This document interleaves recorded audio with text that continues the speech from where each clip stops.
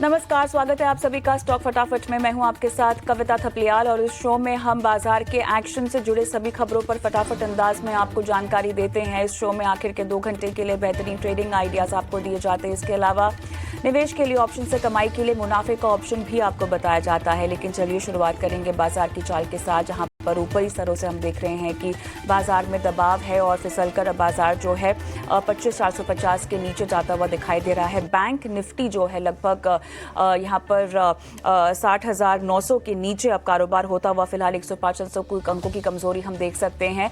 अगर हम सेक्टोरियली देखें तो बैंकिंग, एफएमसीजी, रियलिटी शेयरों से जो है वो दबाव बनता हुआ दिखाई दे रहा है।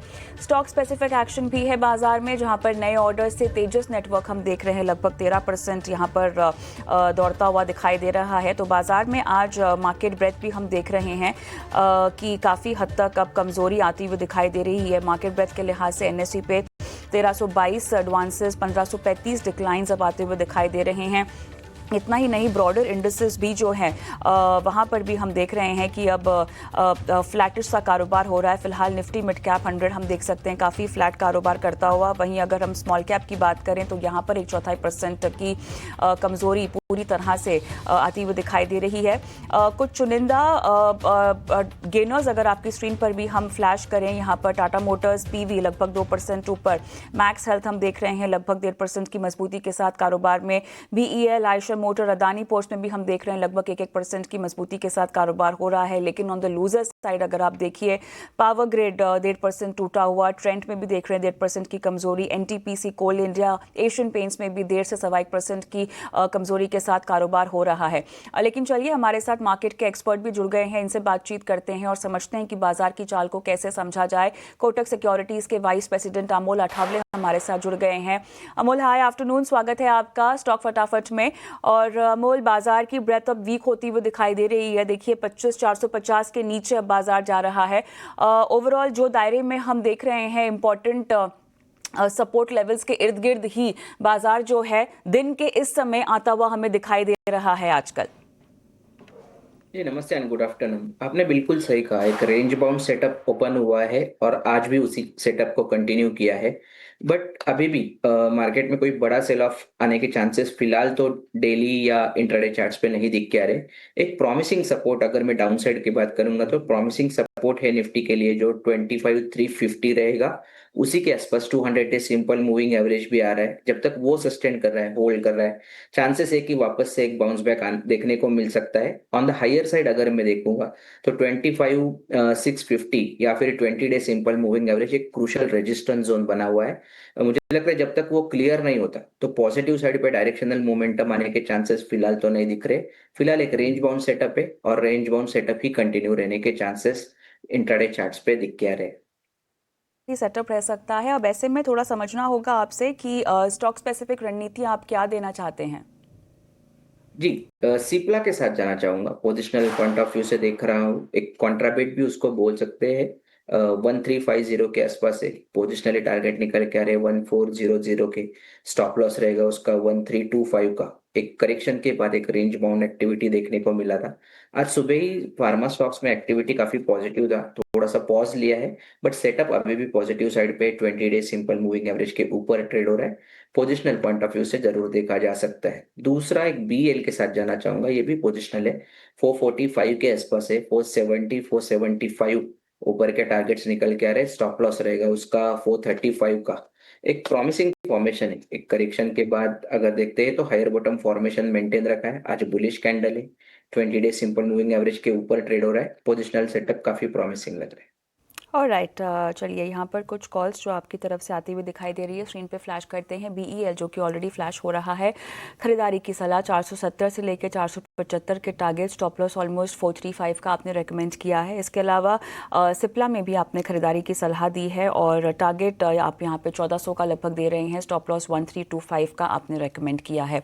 ऑलराइट अमोल, चलिए आगे बढ़ते हैं और अब न्यूज़ मेकर स्टॉक्स पर फोकस करते हैं। एक एक करके तमाम स्टॉक स्क्रीन पर लेकर आएंगे। बॉलीफोर्ज इंडस्ट्रीज आज यहाँ पर खबरों में है।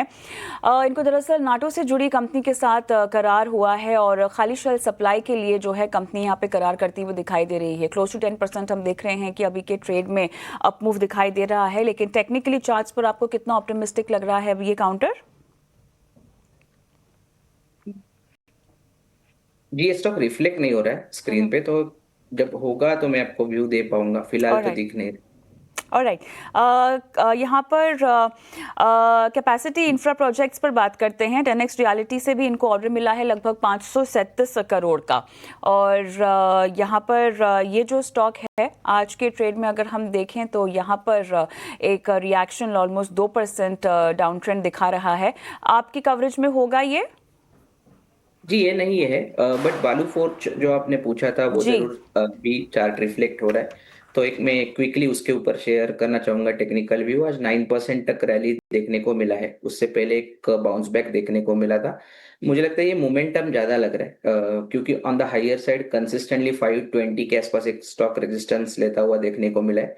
ऑन द लोअर साइड अगर 440 मेंटेन करता है तो ये पोजिशनल सेटअप इंटैक्ट रहेगा। बिलो 440 शायद सेंटीमेंट थोड़ा चेंज होता हुआ देखने को मिल सकता है। बिलो 440 यहाँ पर सेंटिमेंट जो है वो चेंज होता हुआ दिखाई दे सकता है। आगे बढ़ते हैं और एलेम्बिक फार्मा आपके स्क्रीन पर लेकर आएंगे। यहाँ पर एक दवा को मंजूरी मिली है, मिर्गी के इलाज में जो है इस दवा का इस्तेमाल होता है। फिलहाल 1.5% डाउन आज के इस ट्रेड में, लेकिन एलेम्बिक फार्मा पर ओवरऑल आपका क्या कॉल होगा? एलम्बिक में अगर देखते हैं तो एक सीमित दायरे में ही लग रहा है, फिलहाल तो कोई ऐसा सेटअप है नहीं। वेट एंड वॉच का अप्रोच रहेगा। चलिए, वेट एंड वॉच की अप्रोच यहाँ पर एलेम्बिक फार्मा में आपने रेकमेंड की है। एनटीपीसी की बात करते हैं और यहाँ पर दयापुर विंड फेज 2 की पहली यूनिट शुरू हो गई है। 200 मेगावाट में से लगभग 50 मेगावाट पर सीओडी शुरू है। ओवरऑल एनटीपीसी स्क्रीन पर लेकर आएंगे। एनटीपीसी की बात हो रही है, लेकिन अच्छा रन बीते दिनों यहाँ पर हमने देखा है। ऑलमोस्ट 52 वीक हाई पर भी ये काउंटर पहुंचा है। देखिए, मोमेंटम फंडामेंटली हो अमोल या टेक्निकली चार्ट पर हो, एनटीपीसी अच्छा परफॉर्म कर रहा है। आप उस पर टारगेट्स के लिहाज से क्या रेकमेंड करना चाहते हैं?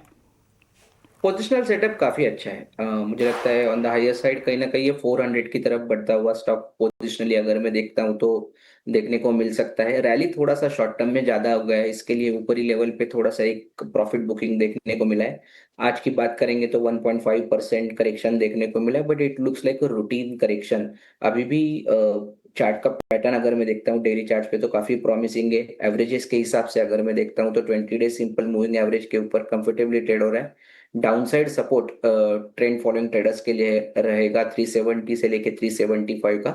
On the higher side I think ये 400 की तरफ बढ़ता हुआ आने वाले दिनों में देखने को मिल सकता है।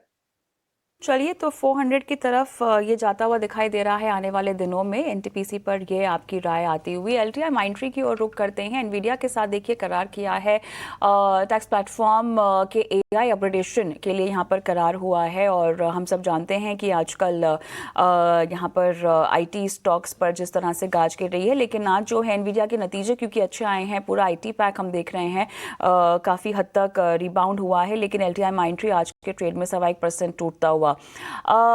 देखिए, पूरे आईटी पैक में फिलहाल वैल्यूएशंस कितने अट्रैक्टिव हैं, यहाँ पर कोई भी हाथ डालने में आई एम श्योर डरेगा। लेकिन आपकी कोई खास राय होगी, और साथ ही लार्ज या मिड कैप आईटी कहाँ पर आपका फोकस होगा? देखो, जिस तरीके का करेक्शन हुआ है और जिस तरीके का सिनेरियो है और जिस तरीके की गैप डाउन्स ओपन ओपन हो रहे हैं स्टॉक्स में, फोकस लार्जली फ्रंटलाइन स्टॉक के ऊपर ही ज्यादा रहेगा कि जब तक सिनेरियो चेंज नहीं होता। और अगर जिस तरीके का करेक्शन में फ्रंटलाइन स्टॉक में देखो तो वहां पे एक अच्छा अपॉर्चुनिटी देखने को मिल सकता है, जैसे इन्फोसिस हो गया, टीसीएस हो गया। मिड कैप स्टॉक्स में जो करेक्शन है वो भी काफी शार्प है। अब जैसे एलटीआईएम की बात करेंगे स्टॉक स्पेसिफिक में तो एक ये साल में अभी तक 25% करेक्ट हुआ है, और अभी भी ऐसे कोई साइंस दिख के नहीं आ रहे जहां पे कोई एक बॉटम फॉर्मेशन बनता हुआ देखने को मिले या रिवर्सल फॉर्मेशन देखने को मिल सकता है। तो वेट एंड वॉच का रहेगा मिड कैप आईटी और एलटीआईएम में भी। हाँ, एक टेक्निकल बाउंस बैक जरूर पॉसिबल है, बट वो टेक्निकल बाउंस बैक ज्यादा लग रहा है। बाउंस बैक के लेवल्स रहेंगे 4600 के ऊपर अगर आता है तो एक पुल बैक रैली, एक टेम्पररी ओवरसोल्ड कंडीशन है, इसके लिए आ सकती है। On the higher side 4800 resistance level रहेगा। ओके, लेकिन चलिए यहाँ पर क्योंकि हम आईटी पैक की बात कर रहे हैं और ऐसे में मेजर आईटी एनवीडिया के बेहतर नतीजे से अमेरिकी टेक शेयरों में यहाँ पर रफ्तार राहत मिलती हुई इनको दिखाई दी है। भारतीय आईटी शेयरों पर भी इसका एक इम्पैक्ट हम आता हुआ देख रहे हैं। आईटी सेक्टर पर राहत के फिलहाल क्या ट्रिगर्स कामकाज कर रहे हैं? मानसी दवे हमारी सहयोगी तमाम डिटेल्स दे रही हैं। आईटी सेक्टर में भारी उथल पुथल और एक तरह से गिरावट का दौर लगातार जारी है, लेकिन ऐसे में अब हम देख रहे हैं कुछ उम्मीद की किरण भी है, कुछ पॉजिटिव न्यूज फ्लोज भी हैं जो कि आईटी सेक्टर को शायद संभाल पाएं। इन्हीं राहत के ट्रिगर्स की हम बात करेंगे। सबसे पहले तो आईटी इंडेक्स की अगर बात करें, तमाम आईटी कंपनियां आज पॉजिटिवली ट्रेड करते हुए दिख रही है और एनवीडिया की तरफ से जो न्यूज फ्लोज और इम्पैक्ट आते हुए दिख रहे हैं उसका एक असर है जो कि आईटी सेक्टर पर फिलहाल देखने को मिल रहा है। इसके अलावा अगर बात करें, एनवीडिया का बड़ा एआई पुश है। एनवीडिया ने कैडेंस, सीमेंस, सिनॉप्सिस और भारतीय मैन्युफैक्चरर्स के साथ साझेदारी की है। भारत के एआई इकोसिस्टम को ग्लोबल टेक सपोर्ट जब मिलेगा तो इवेंचुअली हम देखेंगे कि डोमेस्टिक आईटी सर्विसेज और डोमेस्टिक आईटी कंपनियों के डेवलपमेंट में और ज्यादा बेहतरी नजर आएगी। एआई ड्रिवन इंडस्ट्रियल और एंटरप्राइज सॉल्यूशंस को काफी हद तक रफ्तार मिलेगी। सो एआई पुश है और एआई के साथ साथ जो आईटी कंपनियां चलेंगी वो आगे बढ़ती हुई नजर भी आएंगी, क्योंकि ग्लोबल फ्रंट पर भी विदेशी कंपनियां और विदेशों में जो सारे टेक जायंट्स हैं वो इस वक्त भारत की तरफ रुख कर रहे हैं। दूसरी इंपॉर्टेंट चीज, भारतीय आईटी कंपनियों को फायदा कैसे मिलेगा। Infosys, Wipro, TCS, HCL technologies, tech Mahindra AI transformation projects में सक्रिय हैं। बड़ी दिग्गज आईटी कंपनियां जो है वो लगातार अब एआई ट्रांसफॉर्मेशन और एआई डेवलपमेंट के साथ साथ चल रही हैं और यही सबसे बड़ी चीज है। लगातार एक्सपर्ट्स और एनालिस्ट का भी ये मानना है कि जो कंपनियां पिवट कर जाएंगी इस ट्रांसफॉर्मेशन में, वो इस वक्त इन सिनेरियोज में भी एक तरह से सेंटिमेंटली रह पाएंगी, पॉजिटिवली रह पाएंगी और ढहती हुई नहीं दिखेंगी। लेकिन जो पिवट नहीं करेंगे उनके लिए प्रॉब्लम जरूर होगी। एंटरप्राइज एआई एजेंट्स की नई लहर तैयार होगी। एआई कंप्यूट डिमांड बढ़ी तो क्लाउड माइग्रेशन डील्स में भी आगे तेजी देखने को मिलेगी। एडवाइजरी, इंटीग्रेशन और सपोर्ट सर्विसेज में मजबूत ग्रोथ की संभावना और संकेत मिलते हुए दिख रहे हैं। भारतीय आईटी कंपनियों की एआई पाइपलाइन मजबूत होती दिखेगी। आर्टिफिशियल इंटेलिजेंस के दौर में एआई के साथ साथ आईटी कंपनियां अगर चली तो काफी बड़ा ग्रोथ इनफैक्ट दिख सकता है, तो इसे ब्लेसिंग इन डिस्गाइज के तौर पर भी देखना चाहिए। अच्छा, सेल्स फोर्स की तरफ से एक बड़ा बयान आया है। सेल्स फोर्स के मुताबिक मौजूदा बाजार में बड़ी बाइंग अपॉर्चुनिटी आईटी सेक्टर के लिए बनती दिख रही है। एलएलएम दौर जो है उसमें सैस की अहमियत और बड़ी है। रॉ एआई इंटेलिजेंस को रिलायबल एंटरप्राइज वर्क में बदलने के लिए सैस जो है वो काफी हद तक जरूरी है। और last but not the least and very important, Jensen Huang जो कि प्रेसिडेंट है और सीईओ है एनवीडिया के, उन्होंने एआई पर बड़ा कमेंट किया है जो कि भारतीय आईटी कंपनियों के लिए काफी फायदेमंद है। कमेंट क्या है? उनका यह कहना है कि मार्केट एआई के असर को गलत समझ रहा है और एक तरह से गलत फहमी है, मिसकॉन्सेप्शन है और एआई की वजह से आईटी कंपनियां टूट रही हैं, गिर रही हैं, ऐसा नहीं है। वो एआई एक एडिशनल सपोर्ट बनता दिखेगा। एआई एजेंट सॉफ्टवेयर को रिप्लेस नहीं करेंगे, एआई टूल्स को यूज करके काम करेंगे, खत्म नहीं करने वाले हैं टूल्स को। एआई के इस्तेमाल से इस पूरे सेगमेंट को और ज्यादा स्ट्रांग और स्ट्रेस फ्री बनाने की कवायद है। तो ये बयान आता हुआ जेनसेन हुआंग जो कि प्रेसिडेंट और सीईओ है एनवीडिया के, इनकी तरफ से आता हुआ दिखा है। सो सीधे तौर पर आर्टिफिशियल इंटेलिजेंस की अगर तस्वीर को समझने की कोशिश करें, आईटी सेक्टर को और ज्यादा दुरुस्त करने का काम ये कर सकता है। सो गिरावट के दौर के बीच ये कुछ पॉजिटिव ट्रिगर्स हैं और इसी वजह से हम देख रहे हैं कि आईटी सेक्टर जो है एक कमबैक करने की कोशिश आज के सत्र में कर रहा है। चलिए, तो यहाँ पर राहत के ट्रिगर्स आईटी सेक्टर के लिए, लेकिन इसी नोट पर एक छोटा सा ब्रेक लेते हैं और ब्रेक के उस पर अमोल अठावले हमारे साथ बने हुए हैं जो न्यूज़ मेकर स्टॉक्स पर अपनी राय दे रहे हैं और साथ ही मुनाफे के ऑप्शन पर भी नए एक्सपर्ट को जोड़ेंगे और उनसे रणनीति लेंगे। बने रहें।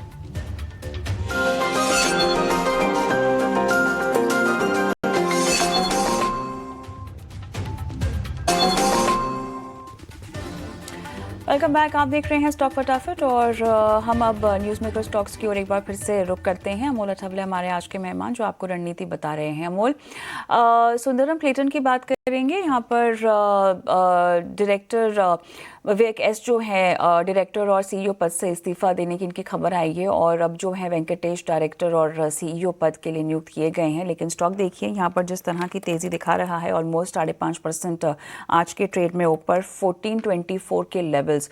आपकी कोई खास रणनीति पर राय इस पर? जी, ये स्टॉक दिख नहीं रहे चार्टिंग सॉफ्टवेयर में, क्षमा चाहूँ। चलिए, यहाँ पर एक इम्पॉर्टेंट अपडेट जो कि निफ्टी आईटी इंडेक्स के लिहाज से आती हुई दिखाई दे रही है। ऊपरी स्तर से निफ्टी आईटी लगभग 160 अंक कमज़ोर होता हुआ और 600 अंक फिसला है। माफ़ कीजिए, फिलहाल ये एक इम्पॉर्टेंट अपडेट जो कि हम दिखा रहे हैं। और ओवरऑल अगर आप काउंटर्स के लिहाज से भी देखें तो फिलहाल विप्रो, एलटीआई माइंडट्री, कोफोर्ज, एलसीएटी, एम्फैसिस, इन्फी आप देख रहे हैं कि यहाँ पर गिरावट थोड़ी सी अब गहरी होती हुई दिखाई दे रही है। कोफोर्ज लगभग 1% नीचे, विप्रो में 1.25%, एलटीआई माइंडट्री भी लगभग 1.25% टूटता हुआ दिखाई दे रहा है। तो निफ्टी आईटी इंडेक्स अगर हम देखें तो लगभग 600 अंक का फिसलता हुआ, लेकिन इस पर हमारी नज़र जो है बनी रहेगी। लेकिन बंधन बैंक की बात करते हैं। एसबीआई म्यूचुअल फंड को आरबीआई से मिली यहाँ पर मंजूरी से हम देख रहे हैं कि 9.99% अधिग्रहण को जो है एक अप्रूवल मिलता हुआ दिखाई दे रहा है। अमोल, इस पर कोई टेक? जी, काफी प्रॉमिसिंग सेटअप है। जिस तरीके का ये स्टॉक मोमेंटम दे रहा है ये साल में, मतलब ये 2 महीने में अगर देखते हैं तो 25% का मोमेंटम देखने को मिला है। और ट्रेंड का क्वालिटी भी काफी अच्छा लग रहा है। एक रैली के बाद कंसोलिडेशन के बाद ब्रेकआउट, और ब्रेकआउट के बाद जो अप ट्रेंड मोमेंटम है वो कहीं ना कहीं कंटिन्यू होता हुआ डेली चार्ट्स पे देखने को मिला है। इंपॉर्टेंट एवरेजेस को स्टॉक ने सक्सेसफुली क्लियर किया है। शॉर्ट टर्म टाइम फ्रेम में थोड़ा सा टेम्पररी ओवरबॉट जरूर है, but buy on dips, sell on rallies would be the ideal strategy for the positional trader. Supports रहेंगे स्टॉक के लिए 178, 175 के। ऑन द हायर साइड कहीं ना कहीं ये स्टॉक 200 और 210 की तरफ बढ़ता हुआ मीडियम टर्म में देखने को मिल सकता है। हाउएवर बिलो 175 थोड़ा सा सेटअप चेंज हो सकता है, प्रॉफिट बुकिंग और बढ़ सकता है। अदरवाइज सेटअप बुलिश है, बट स्ट्रैटेजी यही रहेगा कि buy on dips, sell on rallies. Buy on dips की रणनीति आप रेकमेंड कर रहे हैं। टीवीएस मोटर साउथ अफ्रीका में स्ट्रैटेजिक एक्सपेंशन का ऐलान यहाँ पर हुआ है। और आपको बता दें कि नेक्सस कलेक्टिव के साथ ये करार हुआ है। साउथ अफ्रीका में लगभग 7 हाई परफॉर्मेंस मॉडल्स जो हैं वो लॉन्च हुए हैं। काफ़ी फ्लैट कारोबार टीवीएस मोटर में, लेकिन यहाँ पर आपका टेक क्या होगा किसी को अगर पोजिशनली कॉल लेना हो तो?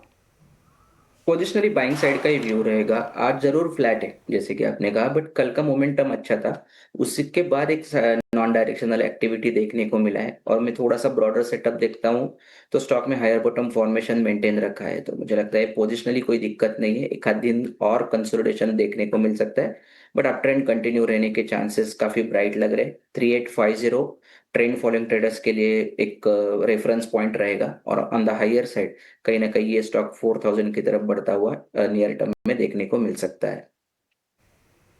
चोलामंडलम इन्वेस्टमेंट की बात करते हैं और यहाँ पर एक इम्पॉर्टेंट लीडरशिप अपडेट जो कि सामने आता हुआ दिखाई दे रहा है। विलयन सुबह के कंपनी छोड़ने को लेकर यहाँ पर सफाई आई है, और हालांकि मैनेजमेंट कंट्रोल को लेकर कोई बदलाव नहीं। Sentiment overall Cholamandalam finance investment को लेकर आप कैसे देख रहे हैं? 1.25% टूटता हुआ दिखाई दे रहा है 1733 के लेवल्स। ये सुबह में काफी शार्प फॉल आया था, उसके बाद रिकवरी भी देखने को मिला है।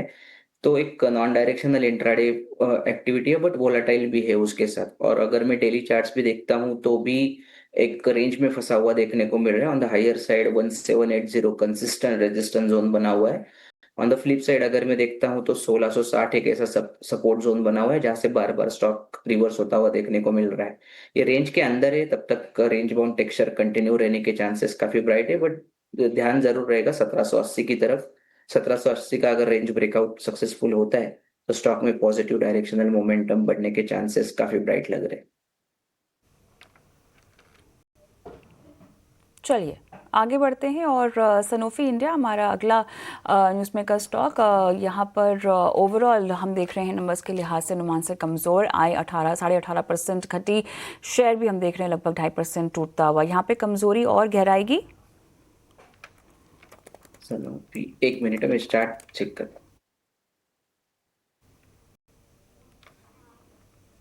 जी करेक्शन 1 मिनट, चार्ट्स पे आ नहीं रहे, मैं कुछ कमेंट नहीं कर पाऊंगा।